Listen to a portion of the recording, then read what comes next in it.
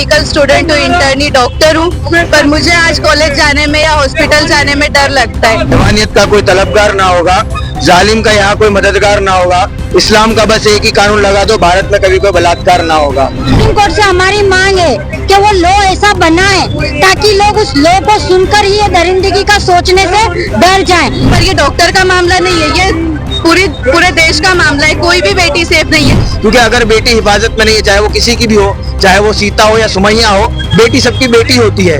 लेकिन अगर बेटियां ही हिफाजत नहीं है तो इस मुल्क के अंदर हम विश्वगुरु नहीं कह सकते। अलग अलग राज्यों में से डॉक्टर लोग स्ट्राइक पर उतरे हुए हैं, विरोध पे उतरे हुए हैं कि हमें इंसाफ मिलना चाहिए, क्योंकि कहीं ना कहीं डॉक्टर की एक बड़ी भूमिका होती है देश के अंदर, क्योंकि वो मरीजों को बचाता है। एक तरीके से जनता उन्हें कहीं ना कहीं भगवान का रूप बोलती है। मगर दोस्तों, अगर इस तरीके से रेप के केस बढ़ते जाएंगी, बच्ची हो कि बड़ी हो, कोई सुरक्षित नहीं है। इस वक्त हम अहमदाबाद के सहारनपुर, ये जो हमारे पीछे आप देख सकते हैं सहारनपुर पानी की टाकी है, जहाँ पर मेरे पीछे आप देख सकते हो मौमिता नाम दियो से लिखकर एक विरोध प्रदर्शन करा जा रहा है, एक विरोध जताया जा रहा है। हमारे साथ कुछ महिला लोग भी मौजूद है, बात करने की कोशिश करेंगे सीधा क्या कुछ कहना है इस घटना के ऊपर इनका और क्या कुछ कहना चाहिए। आपका नाम पर क्या कुछ कहना? मेरा नाम है Sheikh Mumtaz, I am also a teacher, और टीचर होने के नाते मैं यही कहूंगी कि आज अगर हमारे समाज में हम लड़कियों को पढ़ाने की मांग कर रहे हैं और समाज में हम चाहते हैं कि लड़कियां आगे पढ़ें, एक डॉक्टर के साथ ऐसा बनाव बनना ये हमारे लिए बहुत शर्मिंदगी की बात है। वहाँ पर कोई ऑप्शन ही नहीं है, डे नाइट ड्यूटी है। अगर किसी को लेबर पेन हो रही है, वो नाइट में भी हो सकता है, डे में भी हो सकता है, इमरजेंसी कभी भी आ सकती है। अगर ऐसे टाइम में लेडीज डॉक्टर सेफ नहीं है तो हमारे लिए बहुत दर्दनाक बात है और बहुत शर्मिंदगी की बात है। इंडिया में इस तरीके के लोग जो हादसे होते हैं उनके लिए आपको बहुत सख्त से सख्त रूल्स बनाने चाहिए। जैसे अदर कंट्रीज में लॉ है, तो अभी तक इंडिया क्यों चुप है? अभी तक कोई लॉ क्यों नहीं है?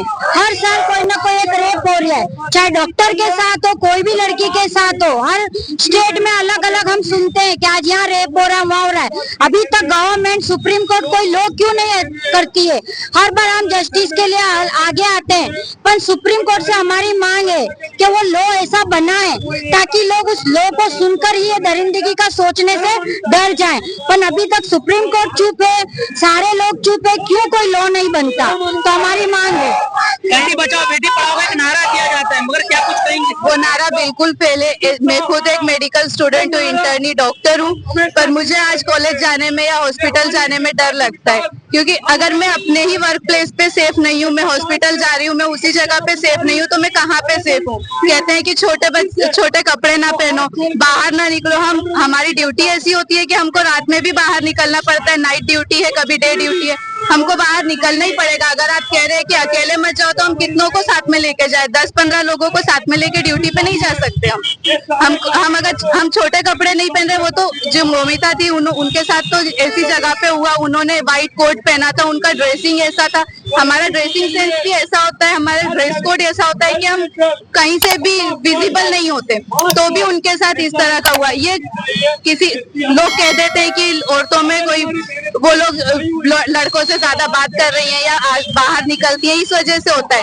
लेकिन ऐसा नहीं है, कहीं ना कहीं सरकार भी फेल हो रही है और लोगों की मेंटालिटी ऐसी है। आज भी इस चीज को भी इतना नॉर्मलाइज किया जा रहा है कि उसके साथ हुआ, बहुत लोगों के साथ होता है, या फिर कह रहे कि ये तो डॉक्टर का मामला है, पर ये डॉक्टर का मामला नहीं है, ये पूरे देश का मामला है। कोई भी बेटी सेफ नहीं है, चाहे वो छोटी बच्ची हो, 2 महीने की बच्ची से लेके 80-90 साल तक की बूढ़ी औरतों के साथ भी रेप हो रहा है, उनके घर के अंदर हो रहा है, बाहर हो रहा है, कहीं भी हम सेफ नहीं है। अगर सरकार कह रही है बेटी बचाओ बेटी पढ़ाओ, हमारे पेरेंट्स हमको इतनी मेहनत करके इतना खर्चा करके पढ़ा रहे हैं, लेकिन आज वो ये सब सुन के बिल्कुल डर गए हैं। वो हमको बाहर भेजे कैसे? हम कहते हैं हमको ड्यूटी करने दो, वो अब तक रेडी थे, पर ये सब सुन के तो वो और डर गए कि कैसे हम हमारी बच्चियों को बाहर भेजेंगे। बिल्कुल दोस्तों, देखिए जैसा कि इन्होंने कहा, ये एक डॉक्टर की इनकी पढ़ाई चालू है। पेरेंट्स लोगों को कहीं ना कहीं उम्मीद होती है कि हमारी बेटी पढ़ेगी लिखेगी, देश का नाम रोशन करेगी, कहीं ना कहीं सिटी का नाम रोशन करेगी, कहीं ना कहीं उनके माँ बाप का खुद का नाम रोशन करेगी। मगर दोस्तों, इस तरीके का अगर डर का माहौल बेटियों के दिलों में रहेगा तो दोस्तों बेटी पढ़ेगी कैसे? एक तरफ तो नारा दिया जाता है बेटी बचाओ और बेटी पढ़ाओ का, जब इस तरीके का खौफ बेटियों के दिलों में रहेगा और सरकार खुद इतनी एक्टिव होते हुए अगर खौफ ना निकाल पाए तो अफसोस दोस्तों बहुत शर्म की बात है। जैसे कि दोस्तों जब एक महिला जब आप उसकी मांग करती है कि किस तरीके का कानून बनना चाहिए, तो कहीं ना कहीं कुछ ऐसे लोग हैं वो कहते हैं कि छोटे कपड़े पहनी थी, ऐसे निकली थी, वैसे निकली थी, रात के समय निकली थी, क्या जरूरत थी निकलने की। मगर दोस्तों उसके इंसाफ के लिए कोई नहीं आता है। जैसे कि इन्होंने कहा वो एक डॉक्टर थी, डॉक्टर का जो एक लिबास होता है, व्हाइट कोट पहने रहते, पूरा कपड़ा पहने रहते, पूरे अपने शरीर को ढाके हुए रहते, उसके बाद भी अगर वो हॉस्पिटल के अंदर सेफ नहीं है दोस्तों, तो अफसोस की बात है बेटी कहीं पर भी सेफ नहीं है। देख सकते हैं आप क्या कुछ पूरा मामला। तो हमारे साथ कुछ लोग भी मौजूद है, बात करने की कोशिश करेंगे। आमिर भाई प्रोटेस्ट करे आप लोगों ने, क्या कुछ कहना चाहिए, क्या कुछ मैसेज देना चाहेंगे? हम सबसे पहले तो मैसेज ये देना चाहते हैं कि जो हमारी बहन शिकार बनी है, जो हमारी बहन शिकार बनी है, उन लोगों को इंसाफ मिलना चाहिए। रक्षाबंधन के मौके पर भारत में बहुत खुशी से त्योहार मनाया जाता है। हमको खुशी तो नहीं है ये त्योहार, पर ये बहुत खुशी का भी नहीं है। एक भाई और एक बहन के प्यार बांटने का त्योहार है। तो हम हमारी बहनों के लिए, मुस्लिम समाज की हमारी बहन, हमारे भाई, उन बहनों के लिए आज रोड पे प्रोटेस्ट कर रहे हैं। उनके लिए हम इंसाफ मांगने के लिए रोड पर आए हुए हैं। बाकी की बात हमारे साथी अफरार भाई भी बताएंगे आपको। क्या कुछ मैसेज देना चाहते हैं सरकार को और क्या कुछ देश की जनता को मैसेज देना चाहते हैं? मैसेज ये देना चाहूंगा कि हैवानियत का कोई तलबगार ना होगा, जालिम का यहाँ कोई मददगार ना होगा। इस्लाम का बस एक ही कानून लगा दो, भारत में कभी कोई बलात्कार ना होगा। इसी के साथ कहना ये चाहूंगा कि आज मुल्क के अंदर जिस जमीन को माँ कहा जाता है, लेकिन उसी माँ के सीने पे आज इतनी सारी बेटियों का बलात्कार हो रहा है, लेकिन ना ही कोई कानून है, ना ही कोई सरकार है, ना ही कोई लॉ एंड ऑर्डर है। अभी देखा गया है कि एक नर्स थी, उसका भी मर्डर हुआ है। 6 साल की शेड्यूल कास्ट की जो बहन है उसका भी रेप हुआ है, और जो हमारी बहन मोमिता का जिस तरीके से बलात्कार हुआ है, लेकिन ये बार बार बलात्कार की घटनाएं क्यों रुक नहीं रही है? इसके पीछे कहीं ना कहीं सरकार जिम्मेदार है और विपक्ष भी जिम्मेदार है और तमाम लोग जिम्मेदार है इस मुल्क के। क्योंकि अगर बेटी हिफाजत में नहीं है, चाहे वो किसी की भी हो, चाहे वो सीता हो या सुमैया हो, बेटी सबकी बेटी होती है। लेकिन अगर बेटियां ही हिफाजत नहीं है तो इस मुल्क के अंदर हम विश्वगुरु नहीं कह सकते।